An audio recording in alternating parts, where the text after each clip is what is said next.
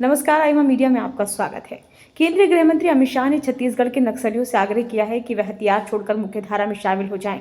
उनके पुनर्वास की जिम्मेदारी केंद्र और राज्य सरकारों की होगी। पिछले दिनों काफी संख्या में नक्सलियों को अर्धसैनिक बल के जवानों ने मार डाला। वनवासी समाज में नक्सलियों का प्रभाव भी लगातार कम हो रहा है, इसलिए जिस तरह पहले उन्हें ग्रामीण लोग संरक्षण देते थे, वह स्थिति भी बदल गई।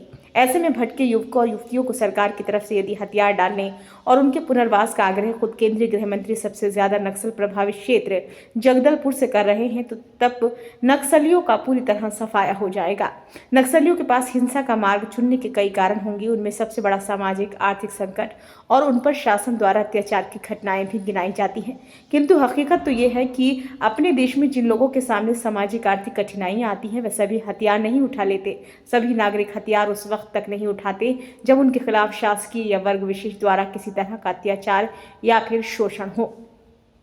सवाल उठता है कि आखिर ऐसे युवकों को हथियार उठाने के लिए उकसाने वाले कौन हैं?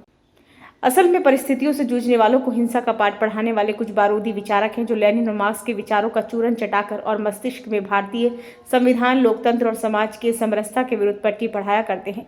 ये बारूदी विचारक समाज में जनता से जुड़े रहने के लिए चिकित्सक, शिक्षक और वकालत के पेशे अपनाते हैं।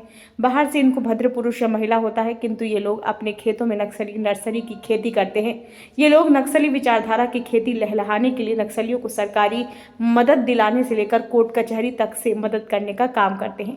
यही नहीं, इनकी सबसे बड़ी जिम्मेदारी होती है कि ये नक्सलियों के समर्थन में विमर्श का निर्माण करने में बड़ी भूमिका निभाते हैं। ये लोग नक्सलियों के समर्थक वर्ग का विश्लेषणात्मक माहौल तैयार करने का, रिसर्च का कार्य तो करते ही हैं, साथ ही नक्सली सरगनाओं को उन लोगों की जानकारी भी देते हैं जो नक्सलवाद का विरोध करते हैं। ये सच है कि एक युवक जब नक्सली बनता है तो उसके लिए उसका गांव और संबंधी सभी पराये या दुश्मन लगने लगते हैं।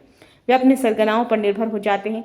यही कारण है कि उनके लिए लोकतंत्र, संविधान और सामाजिक व्यवस्था का ताना बाना बंधन रूपी जाल दिखने लगता है। उन्हें ऐसा गति में पहुंचाने के लिए बारूदी विचारक ही होते हैं, जो उनके मस्तिष्क में विद्रोही भावना ठूस ठूस कर भर देते हैं और नकारात्मकता, नफरत, विद्वेष, आक्रोश और हिंसा की आग का मानव बम बन जाता है।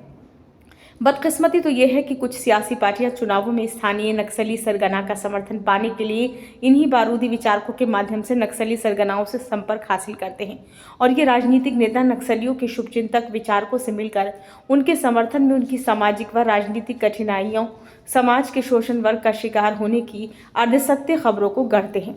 यही कारण है कि जब पहली बार यूपीए की डॉक्टर मनमोहन सिंह सरकार 2004 में बनी, तो उस वक्त के गृह मंत्री शिवराज पाटिल ने नक्सलियों को सामाजिक आर्थिक व्यवस्था का शिकार बताकर उनके प्रति कठोर भाव न अपनाने की बात करनी शुरू कर दी। उसका नतीजा ये हुआ कि 2004 के पहले की सरकार द्वारा नक्सलियों के खिलाफ सारी रणनीति की धार खत्म हो गई। ये सारा कुछ किया धरा डॉक्टर विनायक सेन का था, जो समाज के लिए एक मशहूर चिकित्सक थे, किंतु उनकी वास्तविक जिंदगी नक्सलियों के कल्याण के लिए समर्पित थी। दिलचस्प बात तो ये थी कि वो यूपीए सरकार के वक्त सर्वशक्तिमान एनएससी यानी राष्ट्रीय सलाहकार परिषद के सदस्य थे, जिसकी अध्यक्ष श्रीमती सोनिया गांधी थी। बहरहाल नक्सलियों के पुनर्वास पर ध्यान दिया जाना आवश्यक है।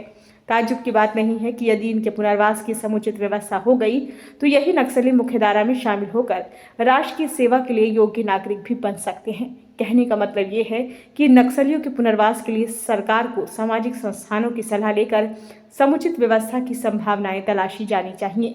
ये वीडियो आपको कैसा लगा? अच्छा लगा हो तो लाइक करें, कमेंट बॉक्स में अपने सुझाव दें। चैनल को अभी तक आपने सब्सक्राइब नहीं किया है तो कृपया जरूर कर लें।